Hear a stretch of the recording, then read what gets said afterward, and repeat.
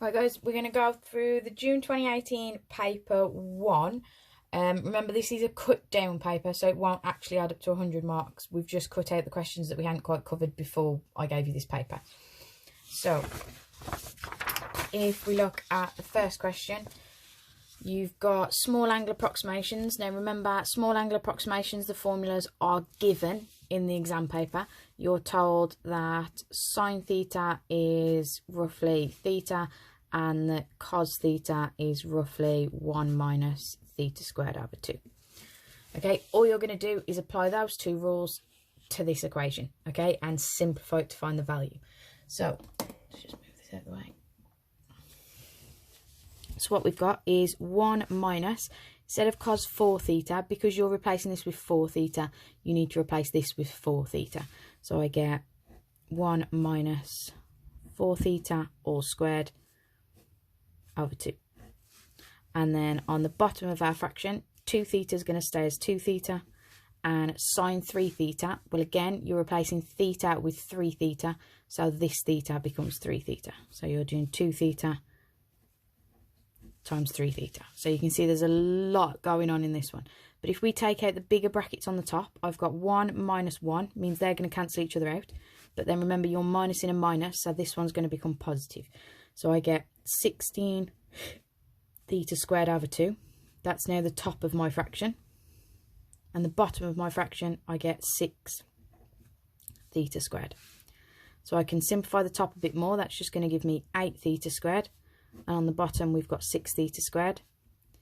Thetas then cancel. I've got 8 over 6, which becomes 4/3. And that's it. Question 1 done. Right, question 2 is just your basic differentiation. First thing to remember is that this is 24x to the power of a half. So when you come to differentiate, make sure you're using your notation. dy by dx equals, you've got, if you differentiate x squared, we get 2x. Differentiate 2x, we get 2. And if I differentiate 24x to the power of a half, you get 12x to the minus half. Remember, multiply by the power, reduce the power by 1. Part 2 is then to find the second derivative. So all you're going to do is differentiate it again. Just make sure that you've got your notation in there. Differentiating 2x just gives us 2. Any constants are going to disappear. And if I multiply by minus half, this is going to become plus. Half of 12 is 6. X to the power of, and if you reduce the power by 1 again, you get minus 3 over 2. That should be a nice, easy 3 marks to pick up. Second part of this is then we want to verify that C has a stationary point when x equals 4. Now remember, key term, stationary point, you're looking for dy by dx to equal 0. So all you need to do is, because you're just confirming it, you just need to substitute x equals 4 into there. So at x equals 4, you get dy by dx is equal to 2 lots of 4 minus 2 minus, and I'm going to write that as 12 over the square root of 4. So I get 8 minus 2 minus square root of 4 is 2. 12 divided by 2 is 6. You're going to get 0. Don't forget to then put, therefore, it's a stationary point.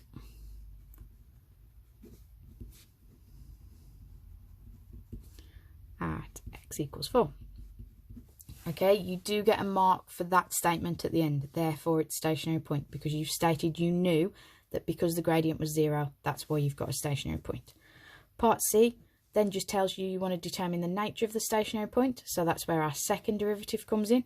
So at x equals 4, d2y by dx squared becomes 2 plus 6 lots of 4 to the minus 3 over 2.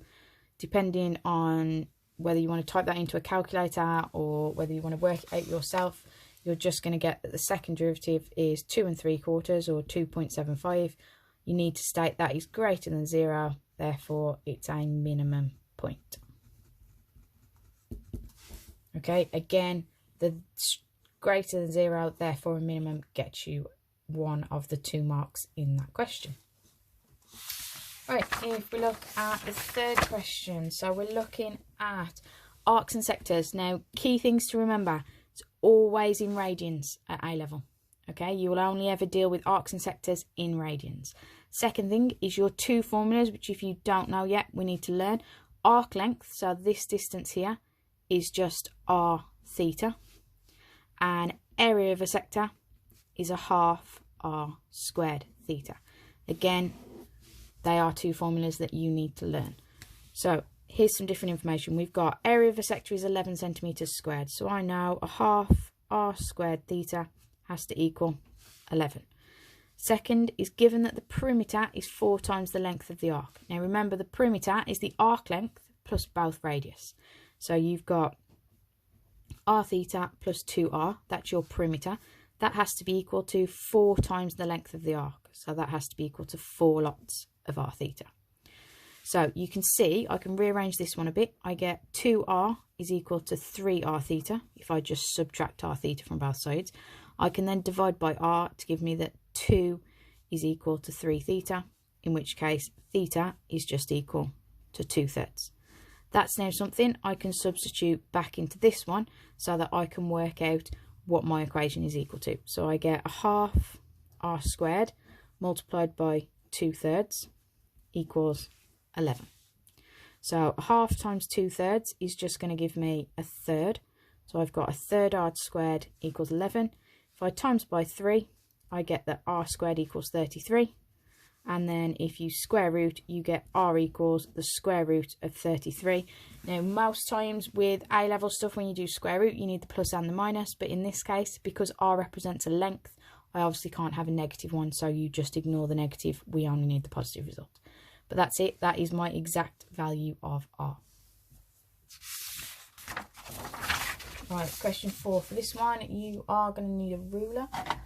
Right, yeah, I've got one. Okay. So first things first, I've got this equation here and I've got this equation here. So that's my straight line and my curve. They're going to meet at this point here where we're giving the x value as alpha.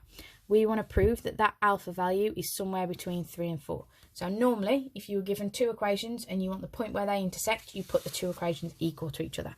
So first thing we're going to do is we're going to write 2 ln of 8 minus x has to be equal to x. Since both equations are equal to y, I can just put the two x sides equal to each other.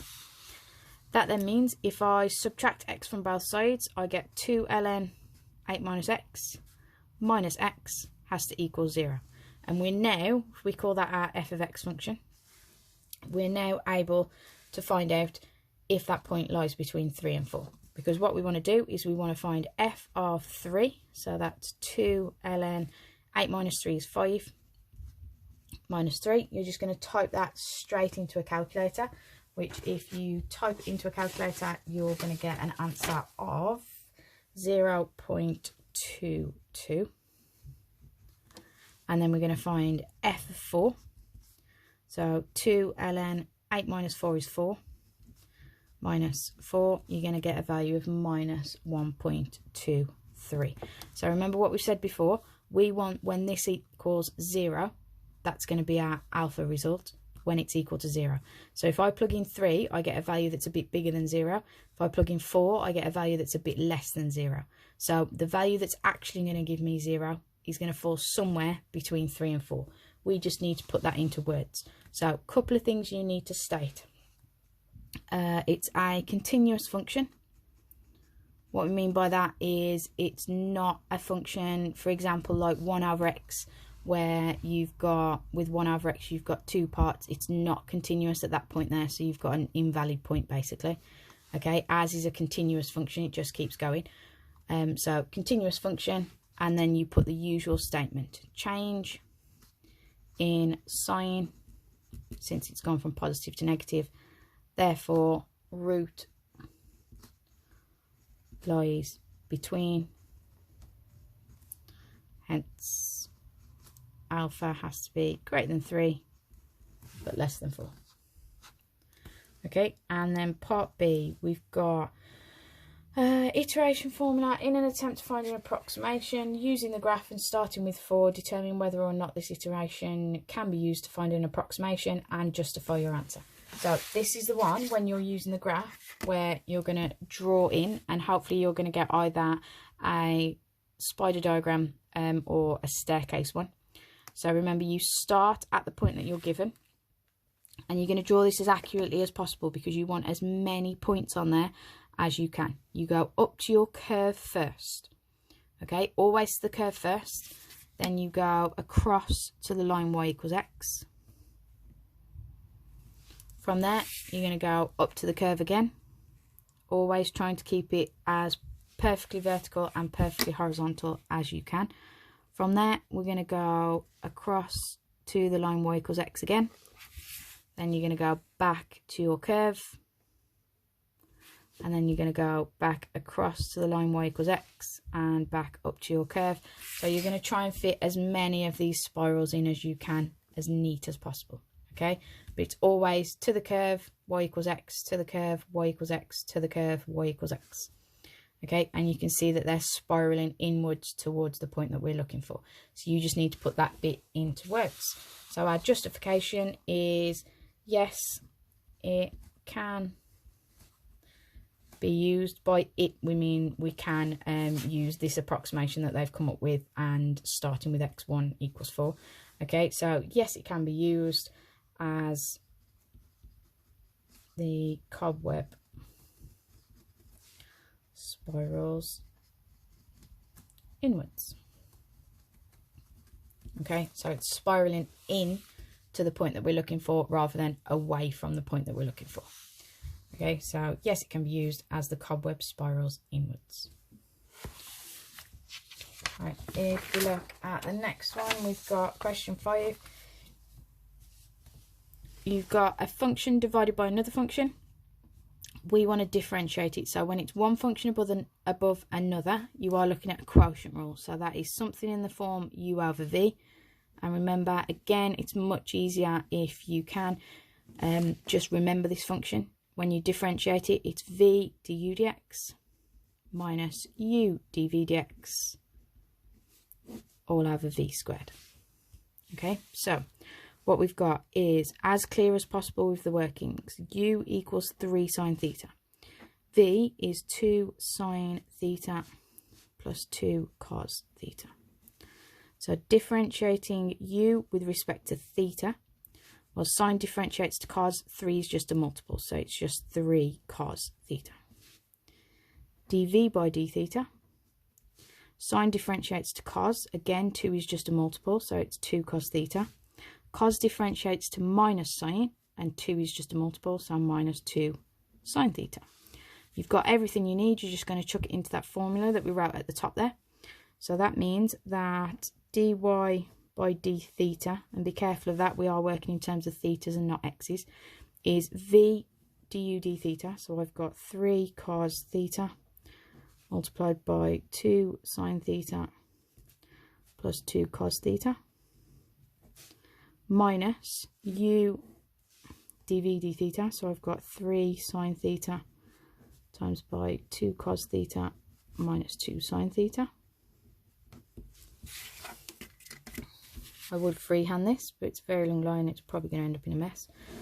All over, and then you've got v squared, so that is 2 sine theta plus 2 cos theta all squared. So you can see this time you've got a lot of terms involved, a lot of things to expand, a lot of chances for things to go wrong. So be careful with negatives, make sure everything's nice and clear when you set them out. So I've got 6 sine theta cos theta plus 6 cos squared theta. You've then got minus 6 sine theta cos theta. So you can already see we've got something cancelling out there. And then plus 6 sine squared theta. And on the bottom, now it's very unusual to have to expand the bottom. Usually in quotient rule questions you don't have to. But if you look towards the answer that they're asking for, it's not this on the bottom. So we are going to have to expand and see what we can do with the bottom as well. So on the bottom, remember it's that whole bracket times by itself. So I get 4 sine squared theta. I'd get 4 and 4 again, so I've got 8 sine theta cos theta. And then I've got 4 cos squared theta. Right, a lot of things to deal with. So the 6 sine theta cos theta and minus 6 is going to cancel out.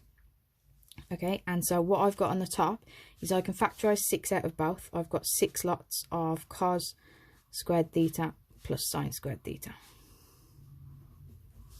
On the bottom, and that's exactly why I've been using a ruler up until this point. Right, on the bottom, I'm going to put the 4 sine squared and cos squared together and factorise 4 out. So I get cos squared theta plus sine squared theta. And then I've still got the 8 sine theta cos theta. Okay, so we know that sine squared plus cos squared equals 1. So that's basically 6 times 1 on the top. So the top of my fraction is just 6. On the bottom, cos squared plus sine squared is 1. So 1 times 4 is 4. Plus an 8 sine theta cos theta. Now that is 4 lots of 2 sine theta cos theta. So I've done quite a bit in one go there. But what that means is 2 sine theta cos theta is actually equal to sine 2 theta. So what I've ended up with is 6 over 4 plus 4 sine 2 theta. Now everything there divides by 2. So I've now got 3 over 2 plus 2 sine 2 theta. And you can see I'm really close to what they've asked for. They want 1 plus sine 2 theta on the bottom. And a is a rational constant, so it's going to be a fraction. So basically, if you take the 2 out of the bottom, I'm going to put it on the top and make it 3 over 2. And then I've got 1 plus sine 2 theta. So a is 3 over 2. Okay, so that was a little bit more of an awkward way to leave the answer. Right, we look at question 6. I've got a circle with centre A, which is 7, 5. I've got a straight line with the equation 2x plus 1, which is a tangent. We want to show the equation of the line PA. So PA is basically a radius of our circle. Most importantly, a tangent meets a radius at 90 degrees. So you're basically finding the equation of the line perpendicular to the line L. Now, if you look first of all at the line L, I've got a gradient of 2 because this is in the format y equals mx plus c from GCSE. So if that gradient is 2, then I know the gradient of PA, or the line PA, is flip it over so it becomes a half, change the sign, it's negative. So there's my gradient, and I know that line passes through A, which is the coordinate 7, 5. From there, it's purely just find your equation of your line. So y minus y1 equals m brackets x minus x1. The good thing about this is it is a show that question, so you know automatically you've got those marks if you tidy this up correctly. So if I times through by 2, I get 2y minus 10 equals, I just have minus 1 left outside the brackets, so I'm going to do that in one step. Minus 1 times x is minus x, minus 1 times minus 7 is plus 7.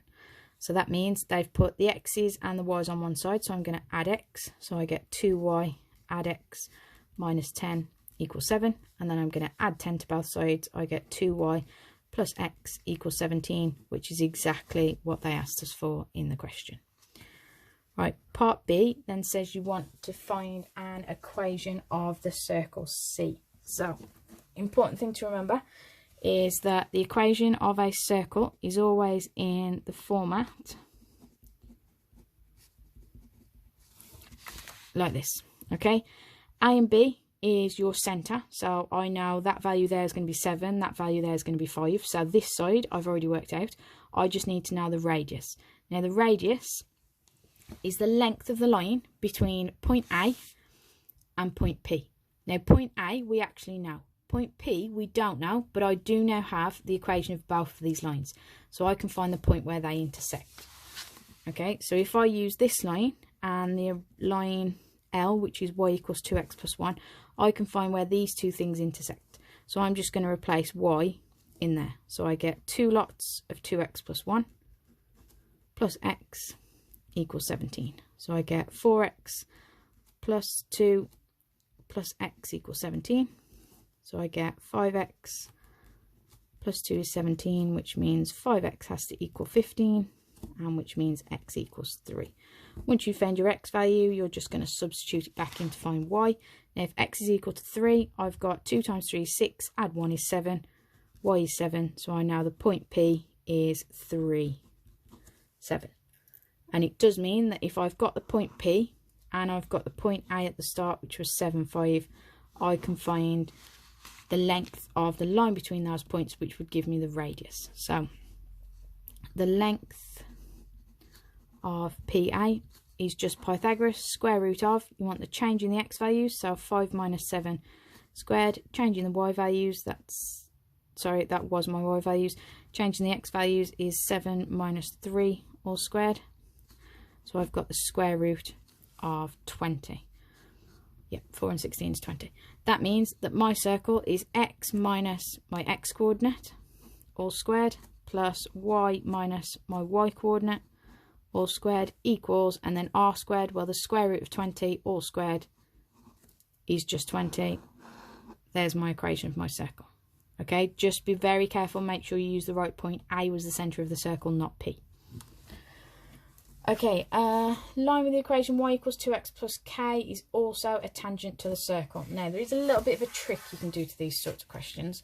We know that if it's also a tangent, it has to be at the same gradient. So I know the line's going to be there. Okay, that's going to be the other tangent to the circle that has the exact same gradient. Now, I know that length there is root 20, so that length there is root 20. There's even more of a trick to it. I'm just going to draw it a bit bigger. So if you've got a circle, I was doing so well. Never mind. Right, so I've got our line here. I know the centre of my circle is the coordinate 7, 5.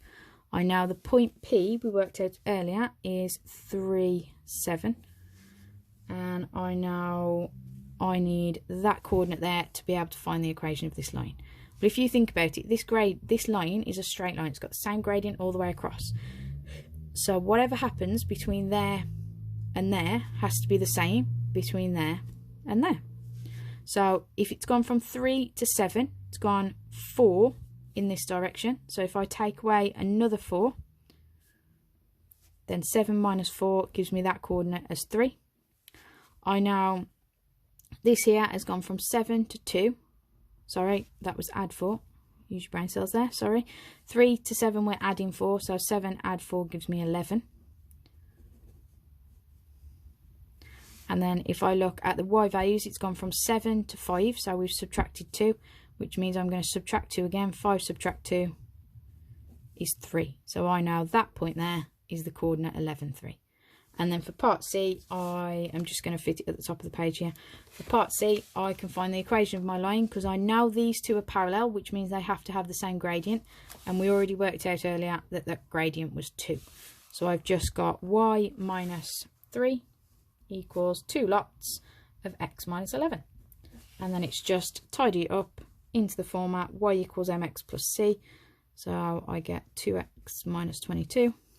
Y equals 2x minus 19, so our k value must be minus 19. And that's it, we've got our value. Okay, always look out for those little tricks that are going to make things a little bit faster. Right, question 7, we're doing integration. So if we're integrating something in fraction form, now it's a linear term on the bottom, there's no squared terms, so the first thing you want to see is if logs are going to work. Okay, now the way we do that is if you differentiate the bottom, I'd get 3. I just want 2, so the top is just a multiple of the bottom differentiated, so logs is going to work. So between 3k and k is, and I know, as I said, if I differentiate the bottom, I get 3. I don't want 3, I want 2. So I want 2/3 ln of the bottom. Remember, we don't need a plus c because we are doing this between 3k and k. We want to show that it's independent of k. So basically, when you substitute your numbers in, you shouldn't end up with any k values. You should end up with just a number. So in other words, the answer is not affected by k. So I get 2/3 ln of, and if I put 3k into there, I've got 3 times 3k is 9k, minus another k, that's going to be 8k. And then I'm going to minus 2/3 ln, and I'm going to put k in. 3 times k is 3k, take away another one is 2k, so I've got this term. Now remember, as long as the number in front is the same on both, you can leave it in front. And I get ln of, and when we're subtracting, it's going to be 8k divided by 2k. That means 2/3 ln 8/2 is 4. Therefore, independent of k, as you've not ended up with any k values in here that could change over time. Okay, so independent of k values, you will just get this.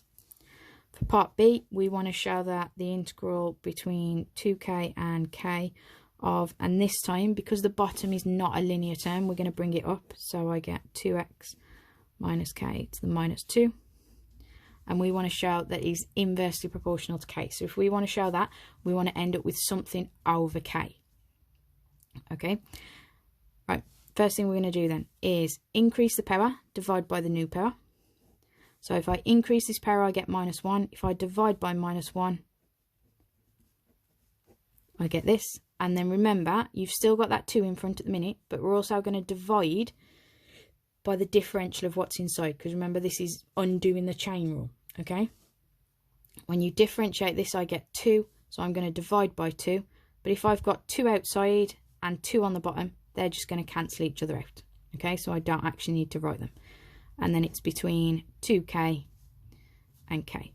Now, just for the sake of seeing the substitution a little bit easier, that means I can write this as 1 over 2x minus k. Right, and we're going to do what we always do. Substitute top number in first, then the bottom one. So I'm going to get -1 over, and I've got 2 lots of 2k is 4k, minus another k is 3k. And then I'm minusing 1 over, and if I put k in, 2 times k is 2k, take away one of those, leaves me with 1k.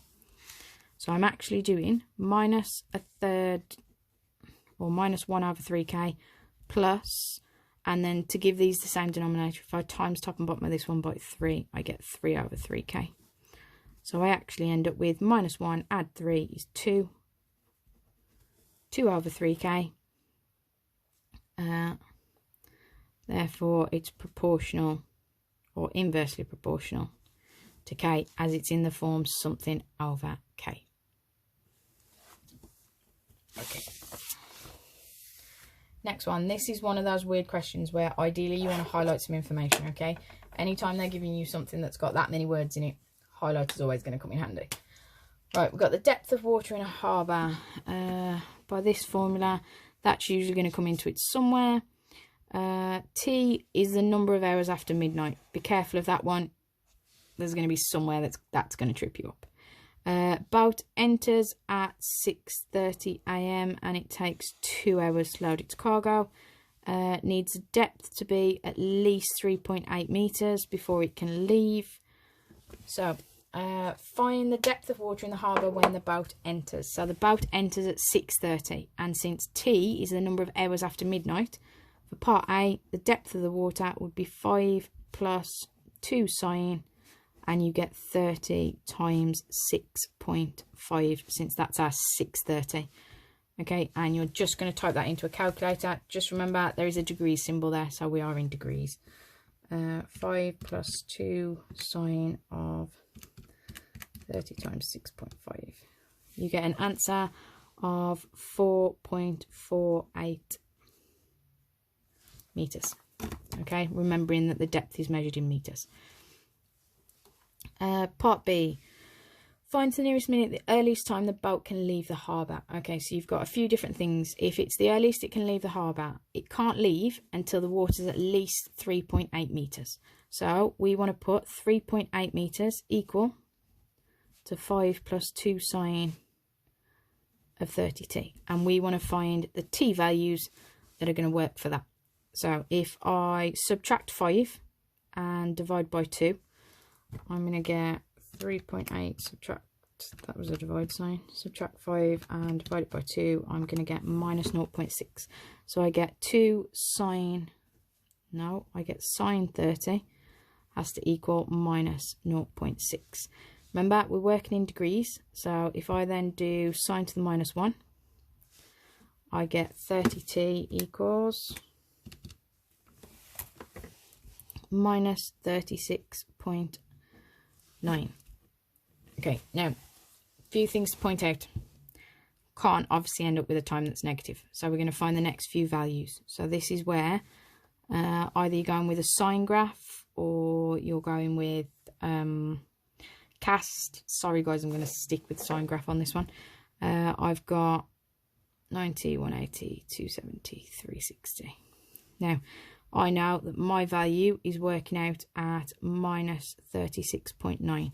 So my other potential values are there and there. That one and that one.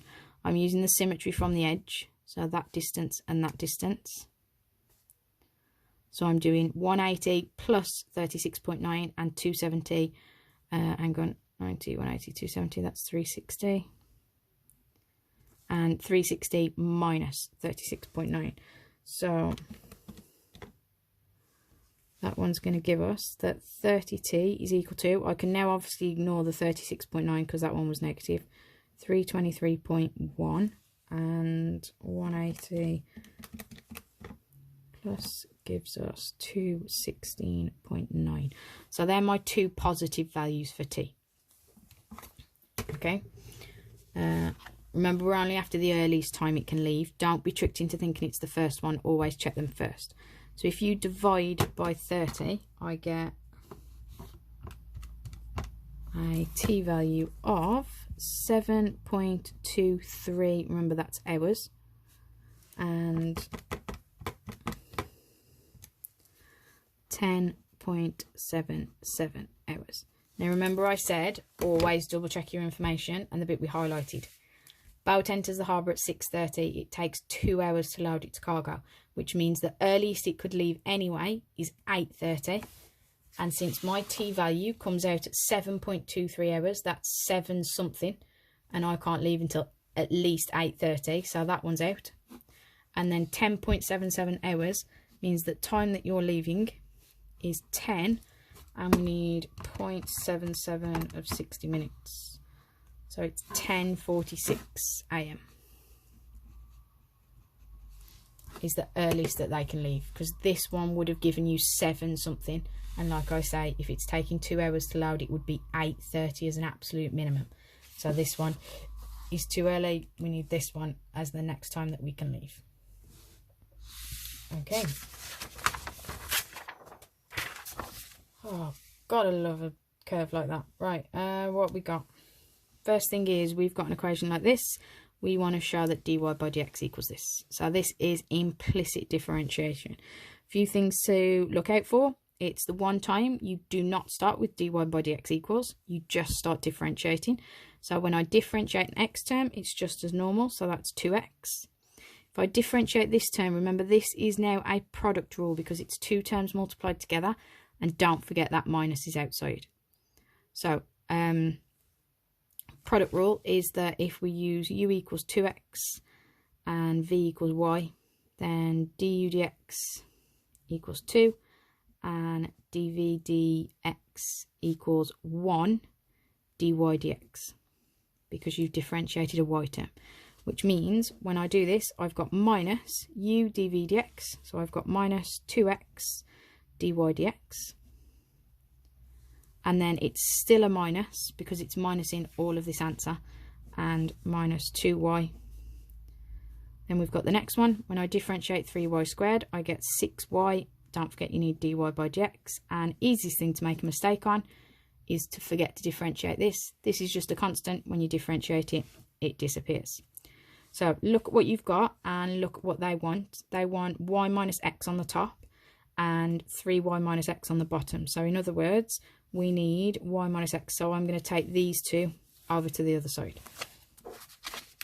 So that means I've got, left on this side, I'd have 6y minus 2x, both with a dy by dx term left on the left hand side. On the right hand side, I've added 2y and I've subtracted 2x. So that means that dy by dx has to be equal to 2y minus 2x over 6y minus 2x. Every single term there divides by 2, so I get y minus x over 3y minus x. And I've got exactly what they asked for in part A. Right, part B now. This is where, what have we got? Points P and Q are furthest east and west. Find the exact coordinates of the point P. So if you think about it, if it was furthest north or south, that would be a little bit easier because that's definitely a turning point. Okay, so we know for a turning point, dy by dx equals 0 because you have a gradient of 0. Now, when you get a gradient that goes this way, it's actually where it tends to infinity. Okay, so basically what you want to say is at point P, dy by dx tends to infinity. Now, to create an infinity out of this, remember you'd have to divide by 0. So basically you want the bottom of the equation to equal 0. So I can write when 3y equals x, I'd get a value of 0 on the bottom there, in which case I'd get a gradient where I'd be dividing by 0, hence the infinity. Okay. Find the exact coordinates of P.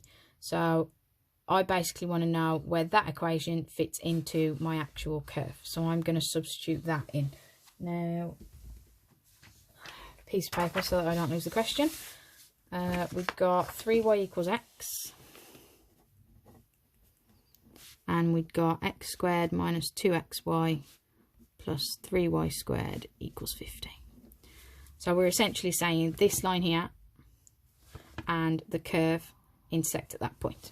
Okay, so I'm going to substitute this into here. So I'm going to end up with that x and that x being replaced with 3y. So I get 3y all squared minus 2y times by 3y plus 3y squared equals 50. So I get 9y squared minus 6y squared plus 3y squared equals 50. That's 6y squared altogether. So I get y squared is 50 over 6, which is 25 over 3. And then we're going to square root it. So if I square root 25, I get 5. If I square root 3, I get root 3. If you've typed that into a calculator, you will get it as 5 root 3 over 3, just because your calculator will deal with that itself. Just remember that when we square rooted, you got plus or minus in front. So you get one result when it's positive, one when it's negative. And then always remember we want the exact coordinate, so I need to find the x value as well.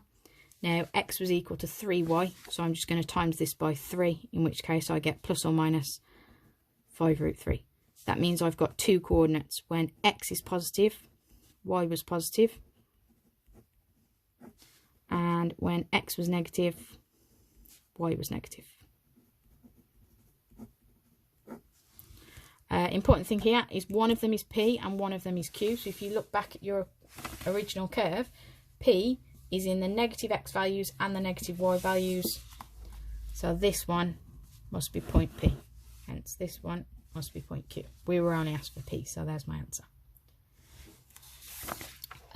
Explain briefly how to find the coordinates of the point that is furthest north of the origin. Okay, so furthest north, remember what we said, is you want that highest point there. At the highest point, you get a gradient of 0, which means what you want to do is you want to find, this is part C by the way, we want to find when dy by dx equals 0. That would give me, if we look at our equation, for this equation to equal 0, doesn't matter what the bottom ends up as, you want the top to equal 0, okay? Because remember, the only way to make 0 is if it's 0 divided by something or 0 multiplied by something. So I need y minus x to equal 0. In other words, I want y to equal x. Okay, remember, we're not actually going to solve this, but we do need to put it into words as to what to do. And then we do everything like we did before. So you're going to solve simultaneously. Because remember, it's always a pair of simultaneous equations. Simultaneously, y equals x, and the actual equation of the line, x squared minus 2xy plus 3y squared equals 50. So just like we did before, solve this pair of equations simultaneously, and then choose what are we after? We're after point the furthest north. Furthest north, you can clearly see, is the positive result for x and y. So you're going to choose the positive result. Okay, obviously the negative one in this case would give you the point furthest south. Right, so that was a bit of a mean question, to be honest. Right, this is going to be a bit of a long video, I'm afraid. Not too far. Right, okay. Binomial expansion. So again, this is one of the ones where the formula is given. So if you don't know it, you don't have to memorize it, but it does just make things quicker. 1 plus nx plus n minus 1 x squared over 2 factorial, and so on. We're only going up to x squared, so I can stop there. Right. So use binomial expansions to show that this is equivalent roughly to that. So first things first, that is the same as me saying 1 plus 4x to the half over 1 minus x to the half, which is actually the same as me saying this term multiplied by this term, bearing in mind that that one's negative since we've brought it up. That means I'm going to solve each of them separately and then multiply my answers together. So 1 plus 4x to the half. You get 1 plus n is a half. Now remember, your x term is all of 4x.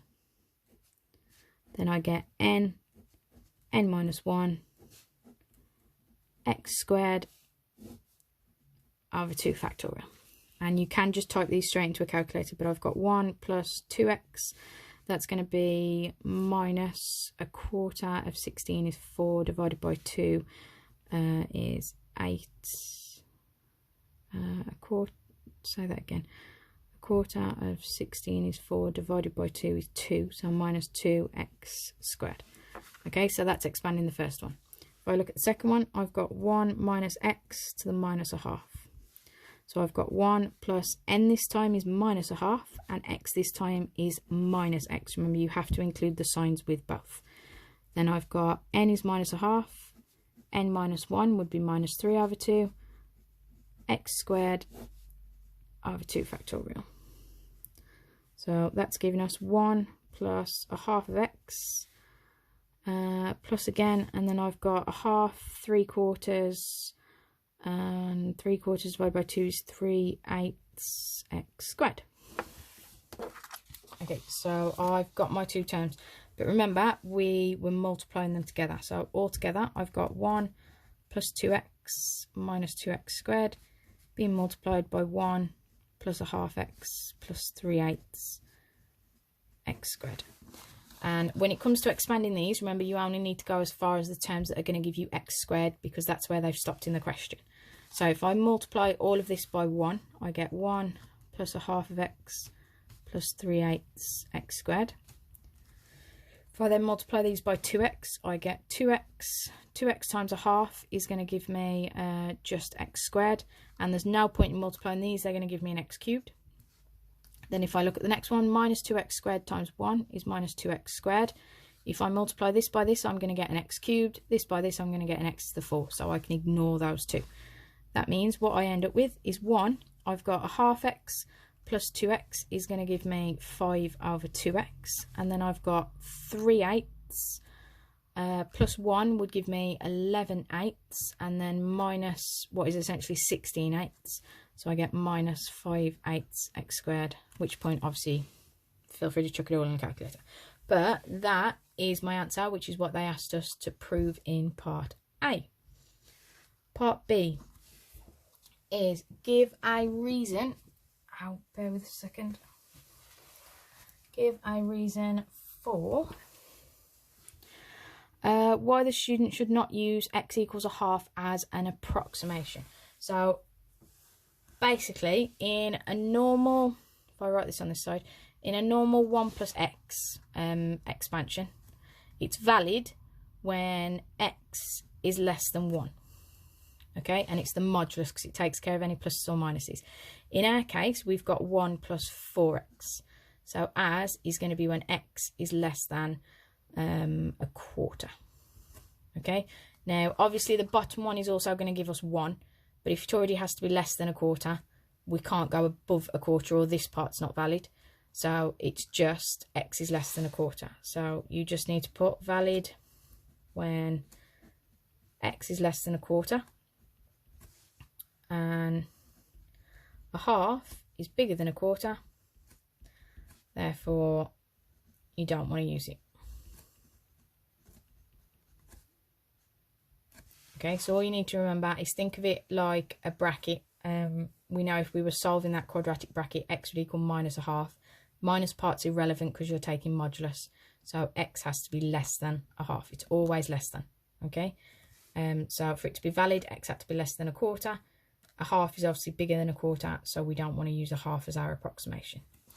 Now, the bottom bit is we want to use x equals 1 over 11 to find an approximation to root 6. So it's going to be a bit of me copying stuff across. 1 plus 4x minus x. And then we had 1 plus 5 over 2 minus 5 over 8.